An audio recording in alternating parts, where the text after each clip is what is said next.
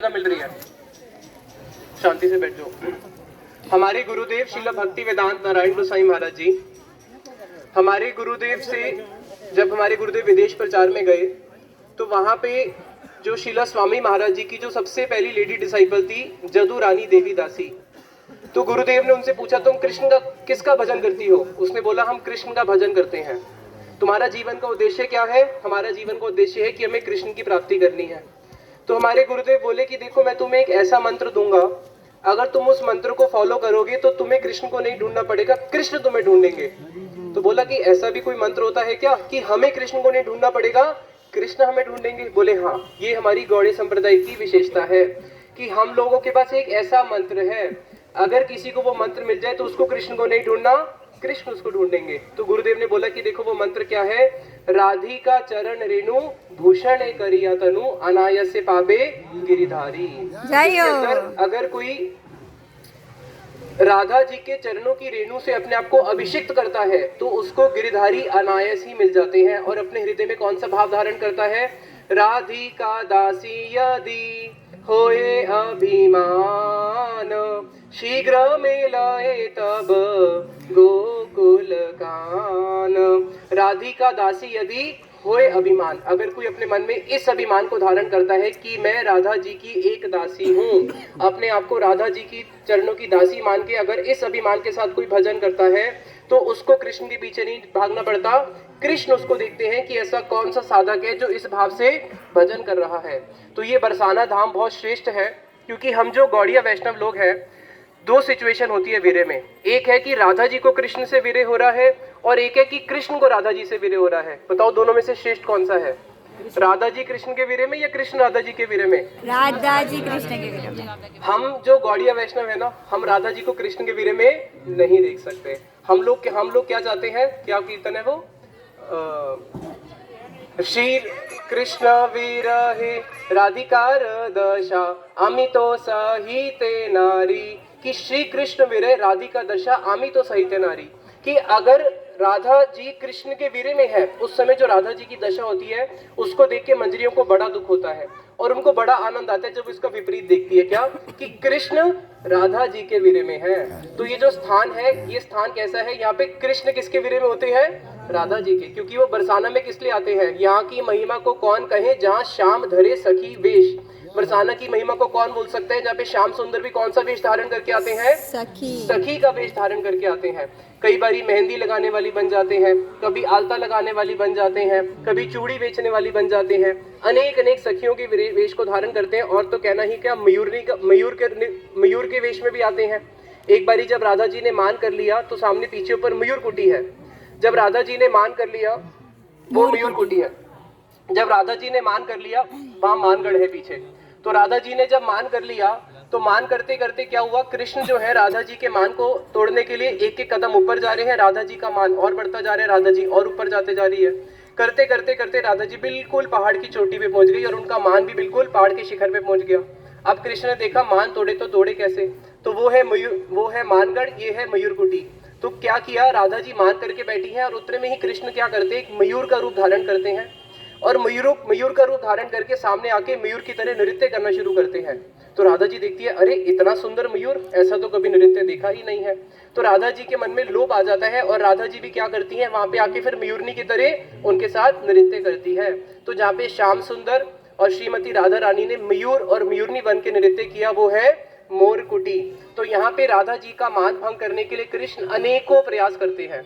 एक बारी क्या हुआ, एक बारी सब सखियों ने बोला कि देखो श्याम सुंदर, जब भी राधा जी मान करती है आप उसके महल में कोई ना कोई स्त्री का रूप धारण करके प्रवेश कर जाते हो, हम आपको तब माने जब आप पुरुष के रूप में प्रवेश करो। तो ये चैलेंज दिया भगवान कृष्ण को। कृष्ण बोले चैलेंज एक्सेप्टेड। अब 24 घंटे के अंदर अंदर मैं क्या करूंगा, सूर्य अस्त से पहले ही मैं एक पुरुष के रूप में राधा जी के महल में प्रवेश करूंगा। तो राधा जी बोलती है ललिता को, ललिता सावधान, विशाखा सावधान।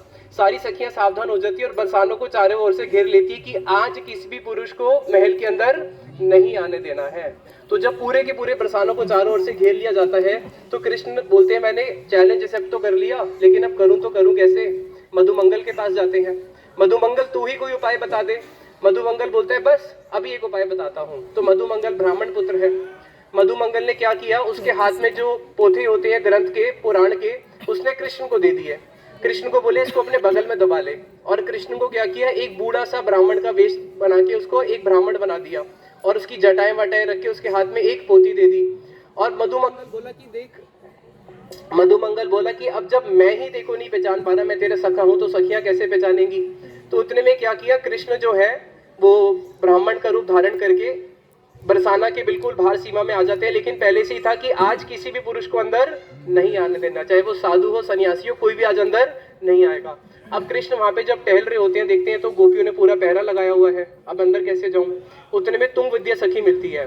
जैसी तुंग विद्या सखी मिलती है तो स्वाभाविक है किसी भी ब्राह्मण को देख के प्रणाम करते हैं।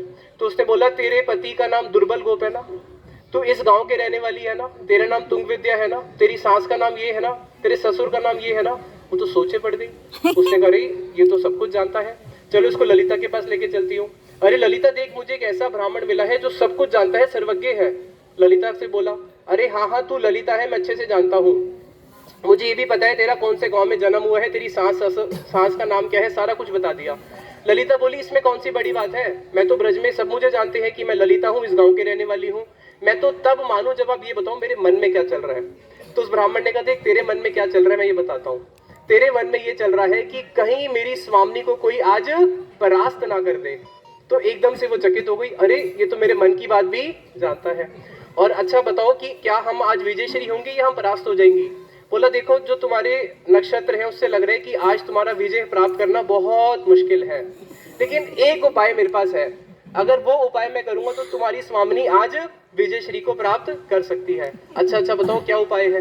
देखो वो उपाय तो तुम्हारी स्वामिनी को ही बताऊंगा, मुझे अंदर महल में लेके चलो। तो ललिता जी क्या करती है, उस ब्राह्मण को अंदर महल में लेके चली जाती है। अब राधा जी ने जब ये इस प्रकार से कृष्ण से मान किया हुआ सब सखियों को निषेध किया हुआ है, लेकिन मन ही मन में राधा जी कृष्ण के दर्शन के लिए बहुत ललायत है कि कैसे कृष्ण के दर्शन होंगे। अब जैसे ये ब्राह्मण सामने आता है, कोई पहचान नहीं पाता, तो वहां पे जब राधा जी अपना उनको हाथ दिखाती हैं, हाथ दिखाते दिखाते राधा जी के मन में एक प्रश्न है, क्या मुझे आज श्याम सुंदर के दर्शन होंगे या नहीं होंगे। परास्त भी होना पड़े तो हो जाए, लेकिन दर्शन किसके चाहिए, श्याम सुंदर के। तो वहां पे वो जो ब्राह्मण है इशारे इशारे में बता देता है कि देखो आज श्याम सुंदर के दर्शन होंगे ही होंगे। तो फिर वहां पे वो पूछती है अच्छा बताओ मुझे श्याम सुंदर के दर्शन कब होंगे, इशारे इशारे में, ताकि सखी सखिया ना समझ पाए। तो वहां पे ये जो ब्राह्मण है कृष्ण ने क्या करते हैं, उनके हाथ को ना राधा जी कैसे कस के दबा देते हैं ताकि वो समझ जाए कि मैं ही श्याम सुंदर हूँ। लेकिन राधा जी तब भी नहीं समझ पाती और विशाखा जी क्रोधित हो जाती है, अरे ब्राह्मण कैसे हो, तुम्हें पता नहीं हमारी स्वामिनी है, क्या हाथ में इशारे उल्टे सीधे कर रहे हो। तो एकदम से ब्राह्मण जो है चुप हो जाता है। बोले कि देख के बताओ कि आज हम जीतेंगे या नहीं जीतेंगे, आपने उपाय बताना था। बोले देखो बात ऐसी है कि समय जो एक सीमा थी जिस समय में कृष्ण ने प्रवेश करना था, बोले बरसाना की सीमा के अंदर तो श्याम सुंदर प्रवेश कर चुके हैं। अरे ललिता सावधान हो जाओ, विशाखा सावधान हो जाओ, अभी भी महल के बाहर सबको चकन्ना कर दो, कोई अंदर नहीं आना चाहिए। देखो वो महल के अंदर भी अब आ चुका है। चारों ओर देखो कहाँ पे छुपा हुआ है, बोले छुपा हुआ नहीं है, सामने ही खड़ा है। बोलो भगवान।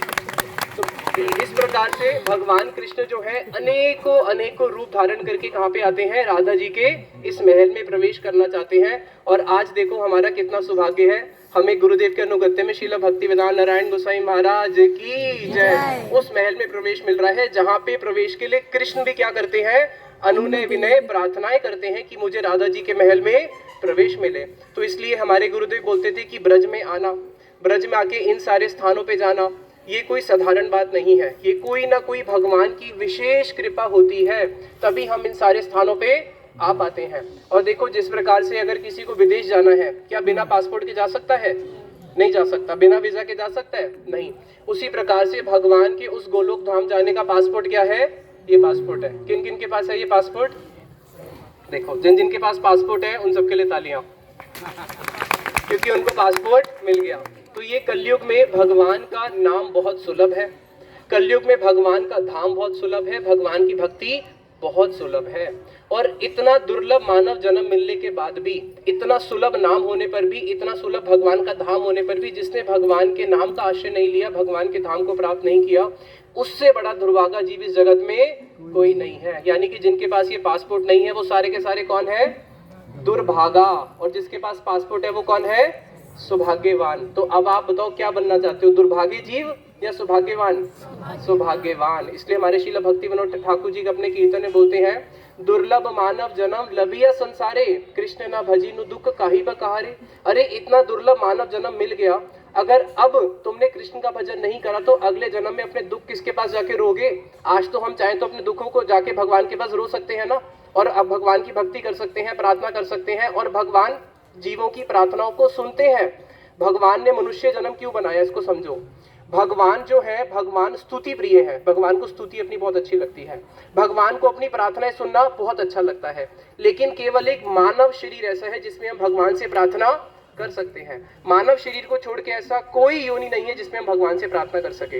कई मूर्ख लोग बोलते हैं, अरे भगवान हमारी सुनता नहीं है। अरे भगवान तो सबकी सुनते हैं। जिसको भी भगवान ने मनुष्य शरीर दिया है, दिया ही इसलिए है, इस आशा में बैठे हैं कि कब वो मेरे पास आएगा और प्रार्थना करेगा। वो तो अपने चारों दोनों कान को लेके बैठे हैं कि कब आए तो सही, प्रार्थना तो करे। तो ये जो दुर्लभ मानव जन्म मिला है, ये मिला ही इसलिए है भगवान से प्रार्थना करने के लिए। अगर हम लोगों ने भगवान से इस जन्म में प्रार्थना नहीं करी, इसके बाद किसी भी योनि में जाएंगे, अपने दुख को हम भगवान को फिर नहीं सुना सकते हैं। इसलिए अपने जीवन को अगर आप लोग सार्थक करना चाहते हो, आज से ही क्या करो, भगवान के नाम का आश्रय ग्रहण करो। निताई गौर प्रेमानंदे हरि हरि बोल।